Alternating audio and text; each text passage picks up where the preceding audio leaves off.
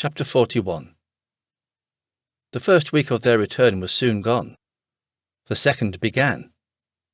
It was the last of the regiment's stay in Meryton, and all the young ladies in the neighbourhood were drooping apace. The dejection was almost universal. The elder Miss Bennets alone were still able to eat, drink, and sleep, and pursue the usual course of their employments. Very frequently were they reproached for this insensibility by Kitty and Lydia, whose own misery was extreme, and who could not comprehend such hard-heartedness in any of the family. "Good heaven, what is to become of us? What are we to do?" would they often exclaim in the bitterness of woe. "How can you be smiling so, Lizzie?" Their affectionate mother shared all their grief. She remembered what she had herself endured on a similar occasion, 25 years ago. "I am sure," said she, "I cried for 2 days together when Colonel Miller's regiment went away. I thought I should have broke my heart." "I am sure I shall break mine," said Lydia. "If one could but go to Brighton," observed Mrs. Bennet. "Oh yes, if one could but go to Brighton. But Papa is so disagreeable. A little sea-bathing would set me up for ever. And my Aunt Phillips is sure it would do me a great deal of good," added Kitty. Such were the kind of lamentations resounding perpetually through Longbourn House. Elizabeth tried to be diverted by them, but all sense of pleasure was lost in shame. She felt anew the justice of Mr. Darcy's objections, and never had she before been so much disposed to pardon his interference in the views of his friend. But the gloom of Lydia's prospect was shortly cleared away, for she received an invitation from Mrs. Forster, the wife of the colonel of the regiment, to accompany her to Brighton. This invaluable friend was a very young woman, and very lately married. A resemblance in good humour and good spirits had recommended her and Lydia to each other, and out of their 3 months' acquaintance, they had been intimate too.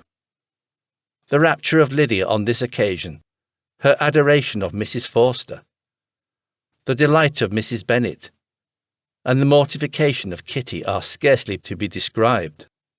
Wholly inattentive to her sister's feelings, Lydia flew about the house in restless ecstasy, calling for everyone's congratulations, and laughing and talking with more violence than ever, whilst the luckless Kitty continued in the parlour, repining at her fate in terms of unreasonable, as her accent was peevish. "I cannot see why Mrs. Forster should not ask me as well as Lydia," she said. "Though I am not her particular friend, I have just as much right to be asked as she has, and more too, for I am 2 years older." In vain did Elizabeth attempt to make her reasonable, and Jane to make her resigned. As for Elizabeth herself, this invitation was so far from exciting, in her, the same feelings as in her mother and Lydia, that she considered it as the death warrant of all possibility of common sense for the latter. And detestable as such a step must make her, were it known, she could not help secretly advising her father not to let her go. She represented to him all the improprieties of Lydia's general behaviour, the little advantage she could derive from the friendship of such a woman as Mrs. Forster, and the probability of her being yet more imprudent with such a companion at Brighton, where the temptations must be greater than at home.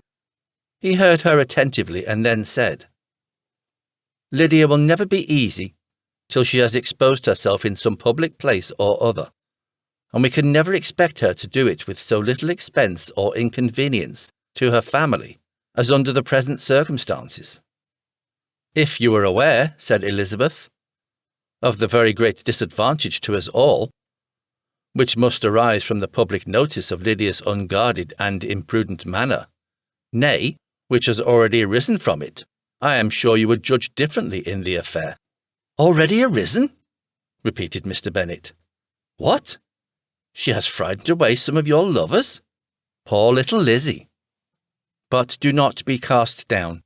Such squeamish youths as cannot bear to be connected with a little absurdity are not worth a regret. Come, Let me see the list of the pitiful fellows who have been kept aloof by Lydia's folly. Indeed, you are mistaken.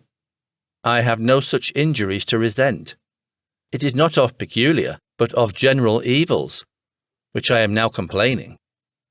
Our importance, our respectability in the world, must be affected by the wild volatility, the assurance and disdain of all restraint, which mark Lydia's character. Excuse me, for I must speak plainly. If you, my dear father, will not take the trouble of checking her exuberant spirits, and of teaching her that her present pursuits are not to be the business of her life, she will soon be beyond the reach of amendment. Her character will be fixed, and she will, at 16, be the most determined flirt that ever made herself and her family ridiculous. A flirt, too, in the worst and meanest degree of flirtation, without any attraction beyond youth and a tolerable person, and from the ignorance and emptiness of her mind, wholly unable to ward off any portion of that universal contempt which her rage for admiration will excite. In this danger, Kitty is also comprehended. She will follow wherever Lydia leads, vain, ignorant, idle, and absolutely uncontrolled. Oh, my dear father, can you suppose it possible that they will not be censured and despised wherever they are known, and that their sisters will not be often involved in the disgrace? Mr. Bennet saw that her whole heart was in the subject, and affectionately taking her hand, said in reply, "Do not make yourself uneasy, my love. Wherever you and Jane are known, you must be respected and valued, and you will not appear to less advantage for having a couple of, or may I say 3, very silly sisters. We shall have no peace in Longbourn if Lydia does not go to Brighton. Let her go, then. Colonel Forster is a sensible man, and will keep her out of any real mischief, and she is luckily too poor to be an object of prey to anybody. At Brighton she will be of less importance, even as a common flirt, than she has been here. The officers will find women better worth their notice.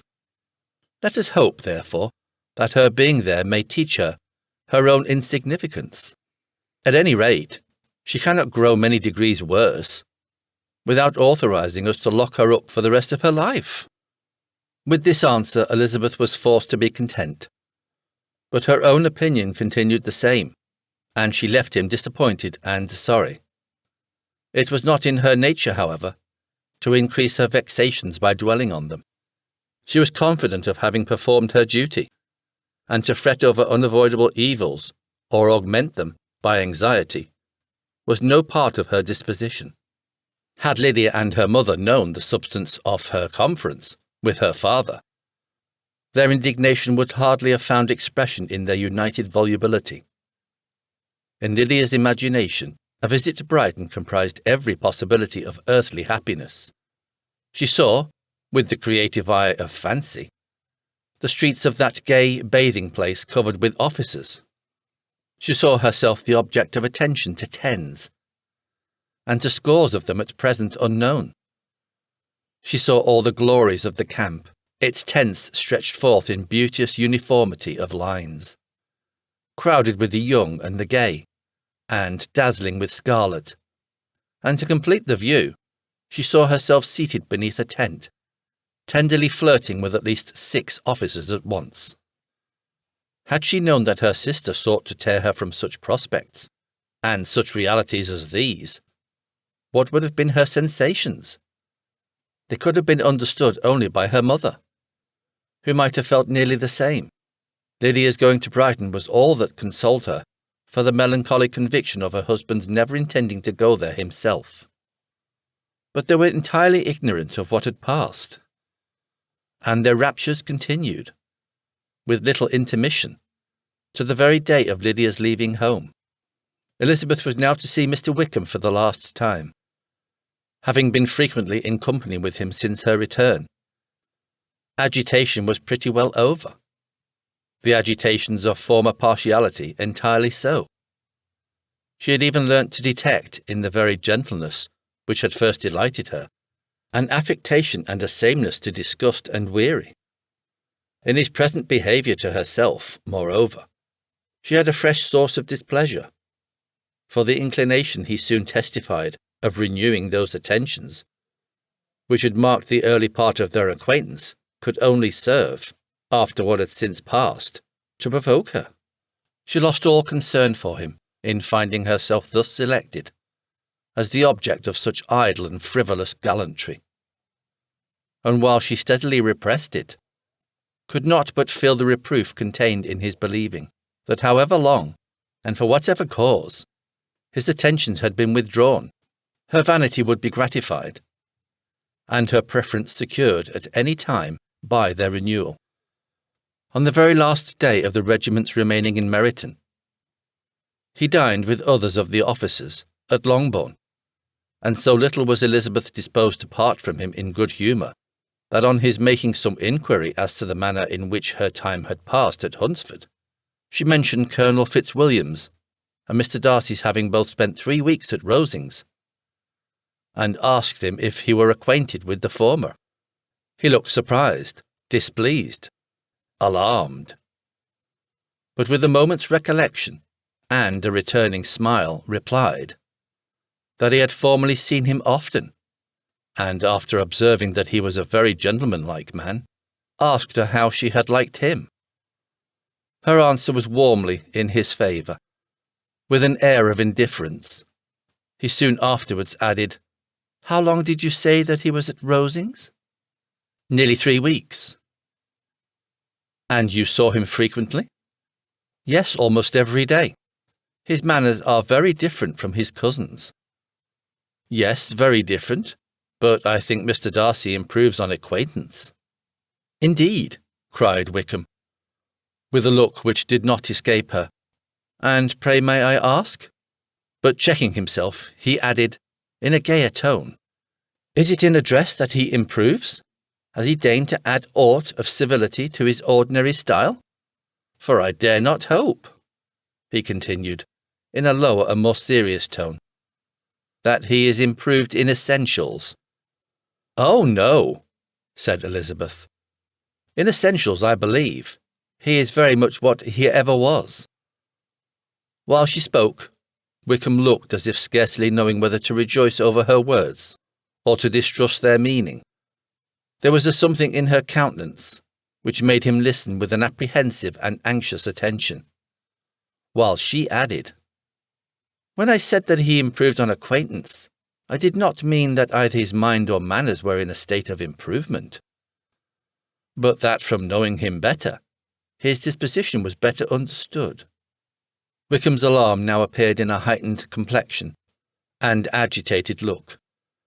For a few minutes he was silent, till, shaking off his embarrassment, he turned to her again, and said in the gentlest of accents, "You who so well know my feelings towards Mr. Darcy will readily comprehend how sincerely I must rejoice that he is wise enough to assume even the appearance of what is right. His pride in that direction may be of service, if not to himself, to many others, for it must deter him from such foul misconduct as I have suffered by. I only fear that the sort of cautiousness to which you, I imagine, have been alluding, is merely adopted on his visits to his aunt, of whose good opinion and judgment he stands much in awe.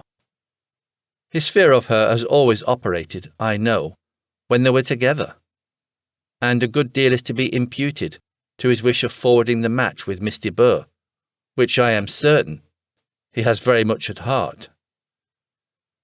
Elizabeth could not repress a smile at this, but she answered only by a slight inclination of the head. She saw that he wanted to engage her on the old subject of his grievances, and she was in no humour to indulge him. The rest of the evening passed without the appearance, on his side, of usual cheerfulness, but with no further attempt to distinguish Elizabeth, and they parted at last with mutual civility, and possibly a mutual desire of never meeting again. When the party broke up, Lydia returned with Mrs. Forster to Meryton, from whence they were to set out early the next morning. The separation between her and her family was rather noisy than pathetic. Kitty was the only one who shed tears. But she did weep from vexation and envy. Mrs. Bennet was diffuse in her good wishes for the felicity of her daughter, and impressive in her injunctions that she would not miss the opportunity of enjoying herself as much as possible, advice which there was every reason to believe would be attended to. And, in the clamorous happiness of Lydia herself in bidding farewell, the more gentle adieus of her sisters were uttered without being heard.